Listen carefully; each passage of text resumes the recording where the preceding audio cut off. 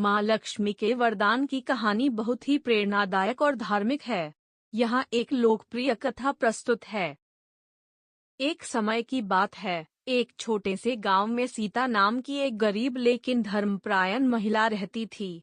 वह माँ लक्ष्मी की भक्त थी और हर शुक्रवार को लक्ष्मी पूजा करती थी। सीता के जीवन में बहुत कठिनाइयाँ थीं, लेकिन उसने कभी माँ लक्ष्मी में अपनी आस्था नहीं खोई।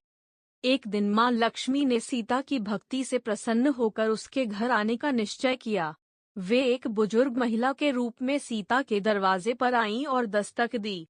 सीता ने उन्हें अपने घर में आदरपूर्वक प्रवेश दिया और अपनी थोड़ी सी भोजन सामग्री से उनका सत्कार किया। माँ लक्ष्मी ने सीता की आतिथ्य से प्रभावित होकर अपना असली रूप प्रकट किया और कहा, तुमने हमेशा अपनी गरीबी के बावजूद भक्ति और उदारता दिखाई है। मैं तुम्हें एक वरदान देती हूँ।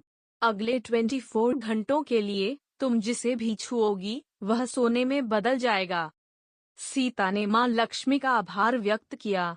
लक्ष्मी के जाने के बाद सीता ने अपने घर की कुछ वस्तुओं को छुआ और वे सोने में बदल गईं। इस चमत्कारी वरदान की